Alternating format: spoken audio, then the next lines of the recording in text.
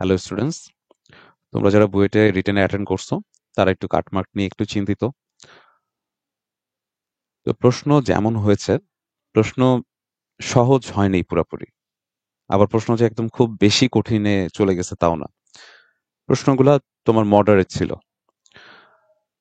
ম্যাথের ক্ষেত্রে দেখা গেছে কিছু ম্যাথ অ্যাকচুয়ালি যারা করেনি কখনো, মানে ধরো কখনোই ওই টাইপের ম্যাথ করেনি, তারা কিন্তু এই ম্যাথগুলো পারেনি। আবার যারা তোমার হচ্ছে একটু ওই ধাঁচের ম্যাথ করছে তারা ওইটাকে টাচ করতে পারছে, ওইটাকে করে ফেলতে পারছে।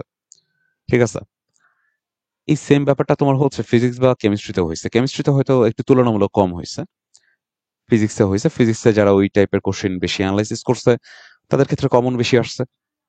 ঠিক আছে, কিন্তু এখানে আবার একটা ফ্যাক্টর আছে। ফ্যাক্টরটা হচ্ছে ধরো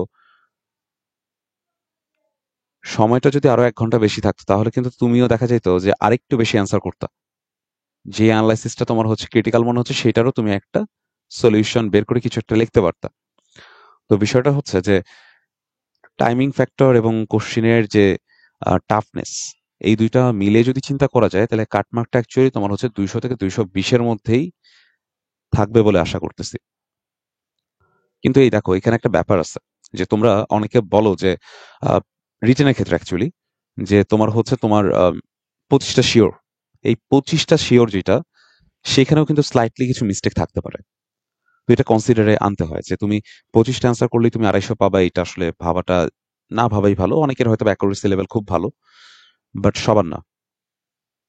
তো সেই ক্ষেত্রে দেখা যাবে যে তুমি 25টা অ্যান্সার করে হয়তোবা 215, 220 বা 230 পর্যন্ত উঠতে পারো। তো এইসব বিষয় যদি ভাবো তাহলে যাদের 25+ শিওর অ্যান্সার, আমার ধারণা তারা তোমার হচ্ছে শিওর, মানে তুমি বুয়েটে একটা সিট পাচ্ছ।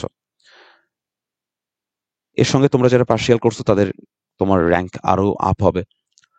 আর যাদের তোমার হচ্ছে ধরো 20+ শিওর অ্যান্সার এবং পার্সিয়াল অ্যান্সার বেশ ভালো করছো, তাদের ধরে নিতে পারো তার একটা ভালো সিট পাবা। যারা মূলত এর থেকে কম শিওর অ্যান্সার করছো তাদের জন্য একটু টাফ কল। কারণ তোমাদের যদি যেগুলো শিওর অ্যান্সার করছো তার মধ্যে কোনো ভুল থেকে থাকে, তাহলে কিন্তু তোমাদের হচ্ছে অল্পের জন্য চান্সটা হাতছাড়া হয়ে যাবে। তো এই কাটমার্ক যে 200 থেকে 220 বলা হচ্ছে, এর মধ্যে হয়তোবা তোমার হচ্ছে ওই সাবজেক্ট শিওর পাওয়ার একটা প্রবণতা থাকবে। এর থেকে একটু কমেও হয়তোবা সাবজেক্ট পাইতে পারে, ওয়েটিং এ কিছুটা যায় সেই ক্ষেত্রে। আর যারা তোমার ধরো টপের চিন্তা করতেছো, ধরো 300-এর আশেপাশে অ্যান্সার করছো, মানে অ্যান্সার বলতে গেলে পাবা আর কি, তারা আশা করতে পারো যে টপ 200 আর 300-এর ভিতরেই থাকতে পারবা।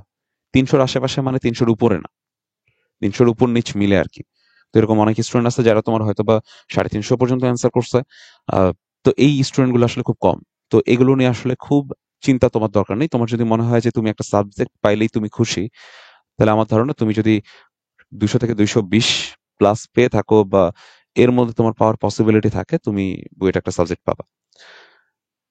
তো যারা তোমার হচ্ছে কালকে রুয়েট এক্সাম দিচ্ছ, এইসব বিষয় নিয়ে এখন আর কোনো ধরনের চিন্তা করিও না। ঠিক আছে, এক্সাম দিচ্ছ, রিটেনে রেজাল্ট আসতে সময় লাগে। তোমরা এখন যদি মনে করো পরের এক্সাম গুলো ফোকাস করবা, করো।